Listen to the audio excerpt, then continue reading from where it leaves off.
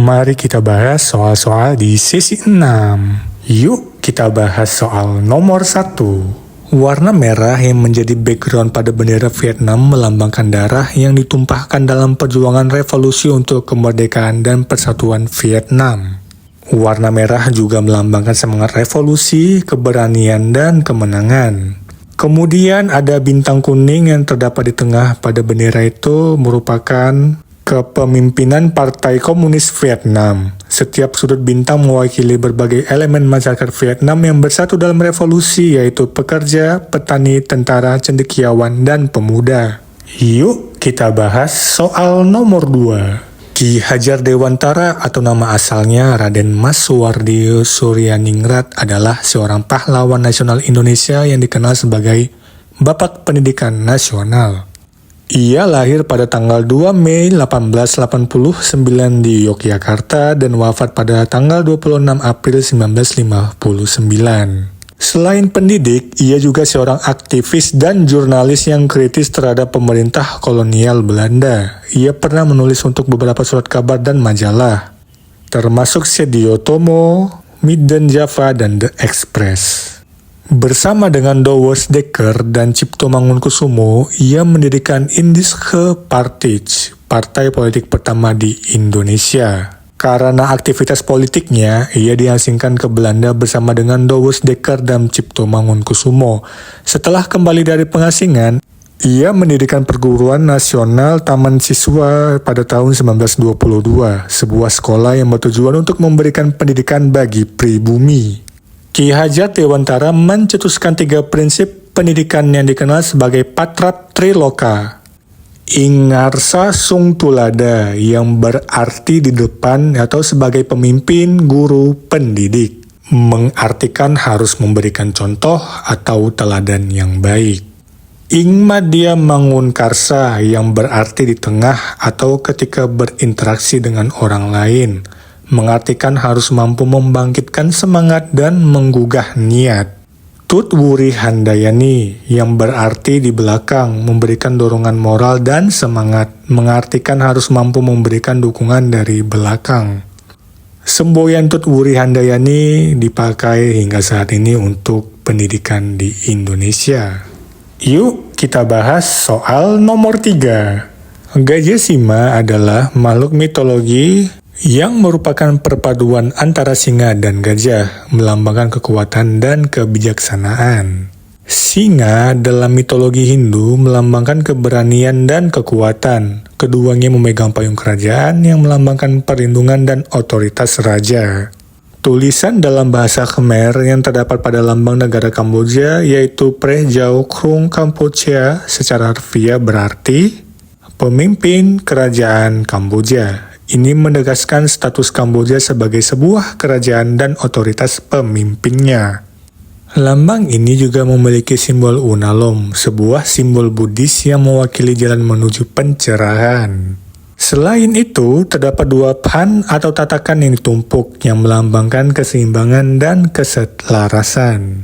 Di atas simbol-simbol tersebut terdapat mahkota kerajaan yang berkilauan dengan berlian, yang bermaksud kekuasaan dan martabat monarki.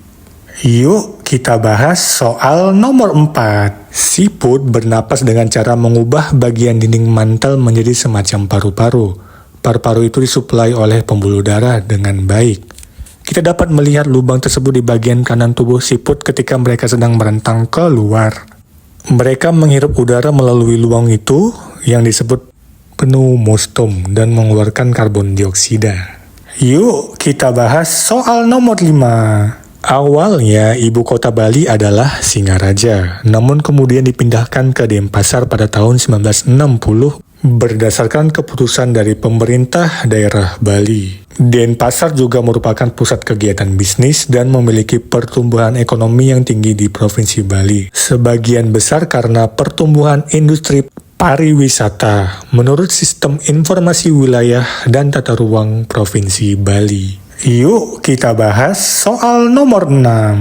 Hari Pahlawan adalah hari nasional yang bukan hari libur yang ditetapkan oleh pemerintah Indonesia dan diperingati pada tanggal 10 November setiap tahunnya di Indonesia. Hal ini untuk memperingati pertempuran Surabaya yang terjadi pada tahun 1945, yang dimana para tentara dan milisi Indonesia yang pro kemerdekaan berperang melawan tentara Britania Raya dan Belanda yang merupakan bagian dari Revolusi Nasional Indonesia.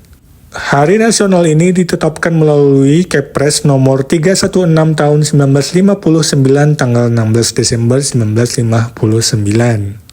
Pada 10 November pagi, tentara Inggris mulai melancarkan serangan.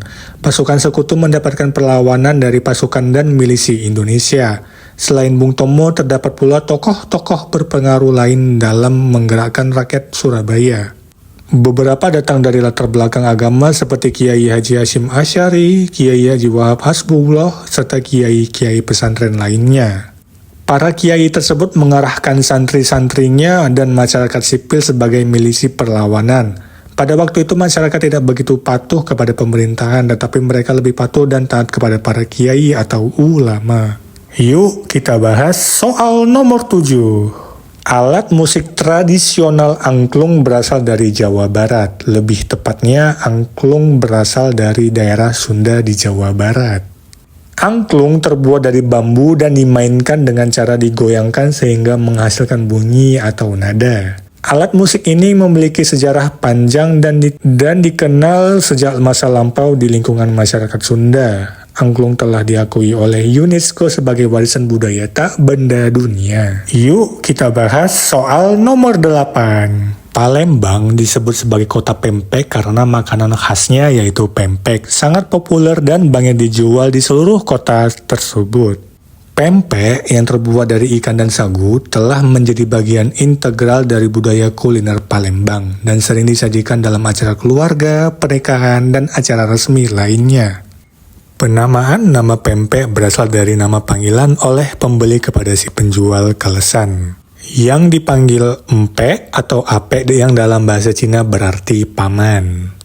Para pembeli memanggil penjual kelesan tersebut dengan memanggil empek yang akhirnya dikenal sebagai pempek dan bertahan hingga saat ini. Yuk kita bahas soal nomor 9. Rumah belah bubung adalah rumah adat dari Kepulauan Riau. Rumah belah bubung juga dikenal dengan nama rumah rabung atau rumah bubung Melayu. Konon, nama rumah ini diberikan oleh orang-orang asing yang datang ke Indonesia seperti Tiongkok dan Belanda.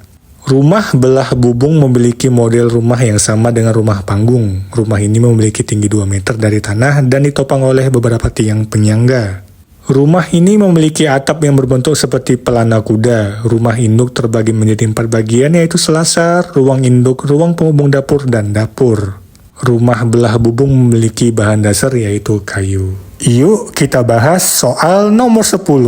Pencipta lagu Garuda Pancasila adalah Prohar Sudarnoto. Nama ini jarang terdengar dan dikenalkan di sekolah-sekolah karena diduga terkait perannya sebagai salah satu pimpinan Lembaga Kebudayaan Rakyat atau Lekra, yakni organisasi yang sangat dekat dengan Partai Komunis Indonesia atau PKI. Namun, tak bisa dipungkiri bahwa sejarah telah mencatat Sudarnoto adalah pencipta lagu kebangsaan Indonesia yang dinyanyikan dari generasi ke generasi sampai saat ini. Makna dari lagu ini adalah warga negara Indonesia menerima dan juga setuju jika Pancasila adalah dasar dan ideologi bangsa Indonesia. Berikut ini adalah jawaban dari soal-soal di sesi 6. Sangat disayangkan sekali pada kuis berhadiah sesi 6 tidak ada pemenang sama sekali. Nanti setelah ini kami akan membalas email kalian satu persatu dan mohon dicek ya. Kita akan jumpa lagi pada sesi ke-7 di hari Selasa 30 November 2025. Jadi jangan sampai terlewatkan ya.